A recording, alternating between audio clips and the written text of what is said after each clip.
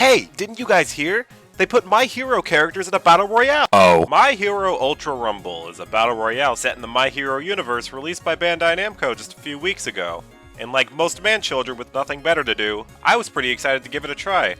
I played the beta on PS5 and, while buggy, it was still a pretty fun time. So now that it's been out for a bit and I've had time to play it, what do I think? It's good. Very good. Albeit a game with some serious problems that we gotta address. Now, you may be asking, how does this game play exactly? Well, you see, in My Hero Academia, you play as a hero in Academia, but only sometimes. The goal of the game is that of every Battle Royale game, eliminate the other team and become the champion. It's nothing new if you're used to the genre, but in my opinion, the way Ultra Rumble separates itself from its competition makes it not only more fun on a surface level, but more interesting on a deeper level. But before we can talk about the game, I kinda have to address the menus in Ultra Rumble. Okay, for the most part they're serviceable? But then there's just a few things that bother me. Number 1. Everything. Okay, I'm kidding. It's mostly just the placement of certain things that bother me. For example, agencies are like guilds, where you can gain bonuses for playing with people in your agency. But why is it located in a submenu down in the corner? Your profile, your gallery, whatever, but a key feature for people who aren't losers being tucked all the way back here kinda baffles me. At least the battle button is right where it's supposed to be and it functions how it's supposed to. Right? Number 2. Why? So, when you press the battle button, you don't just immediately pop into a game like you would in Fortnite, for example.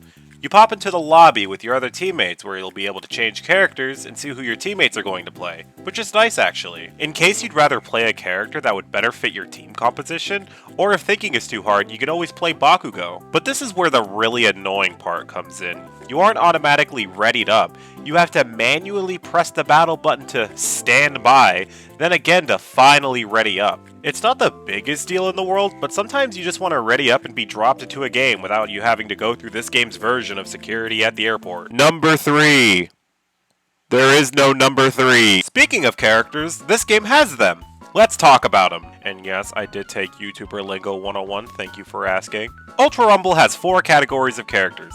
Assault characters who like to get up close and be the front line for your team. Strike characters, your damage dealers who run in and die alone. The support characters who are built to protect your team but prefer to be overpowered instead. Looking at you, Brickard. And rapid characters, in case your parents didn't hold you enough as a child. Each character has their own set of 3 moves that can be leveled up with skill cards, and a special action that is completely unique to their character. For example, Kendo, my personal favorite, has a special action that lets you pick up and throw your teammates. This move is very funny.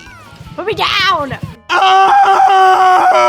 So yeah, this is the roster at launch. Honestly, for a free-to-play game in 2023, this is a solid lineup. On top of new characters, events, and costumes that are going to be added regularly, I'm assuming there's going to be a lot of content to keep players interested. I definitely think the devs have a plan to keep this game up and running for a while, especially with how massive the universe of My Hero is. Now I know in the end, the roster, the modes, none of this matters unless the game is fun to play. And is My Hero Ultra Rumble fun to play? Most of the time.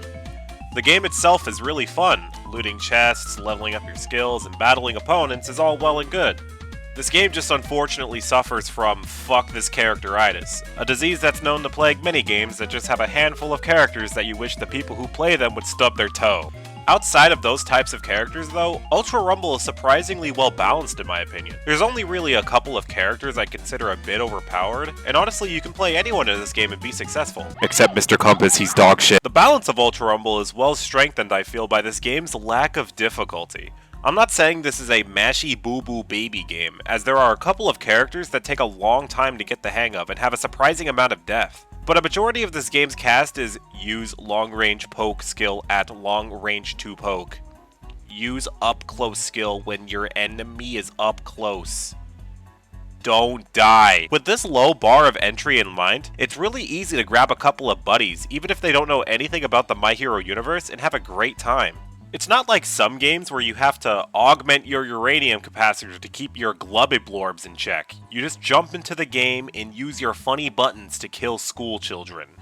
With that said though, there's enough sprinkles of depth here to keep the game interesting. I personally play the most immobile and plain Jane character in the entire game, but there's some characters with really interesting looking options for movement. It's not uncommon to see a Deku, a Sue, or a Bakugo just flying across the map and evading entire teams while perfectly setting up a position for a counterattack. It's little things like this that keep me coming back to this game and make me want to keep playing. As long as the game keeps going like this, incorporating fun characters, giving us fresh new content and events to enjoy, and updating the little things that keep us interested, I have a feeling Ultra Rumble will go on for a long time.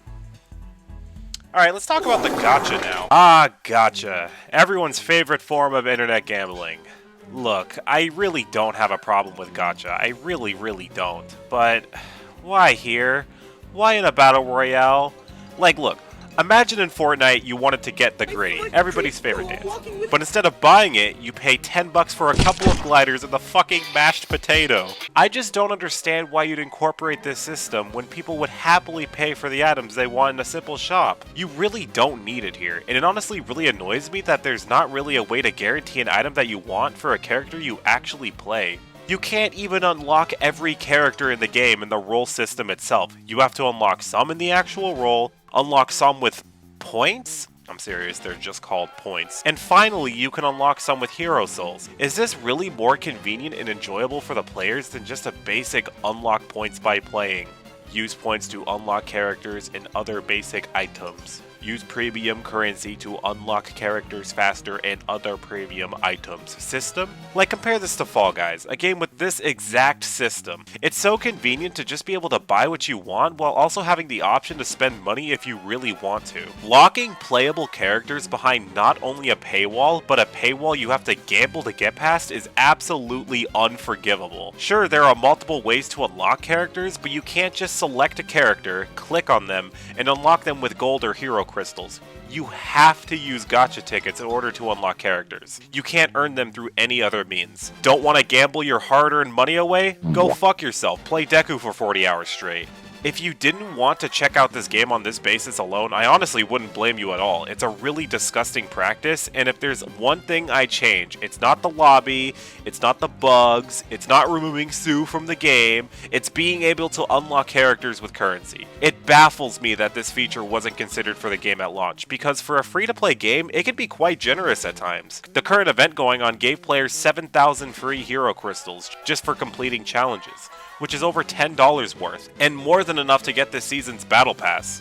I really do hope the developers consider allowing us to use our currency on characters, because that'll assure me that they have the player's best interest at heart, and don't want to put something as important to the game as characters that you play as behind the paywall. But until then, I'm worried that it'll just go down the path that so many other free-to-play games go down and shark us for every last penny.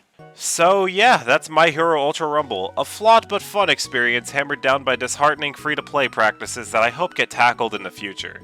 If you're interested in checking it out, it's free to download on pretty much every platform there is. And if you've been playing, what do you think about the game? Is it just another free-to-play fad that'll die in a couple months, or does it have the potential to be one of the best free-to-play battle royales of all time? If you got this far in the video, thanks for watching, and please consider leaving a like and subscribing if you want to see more videos like this. Take care.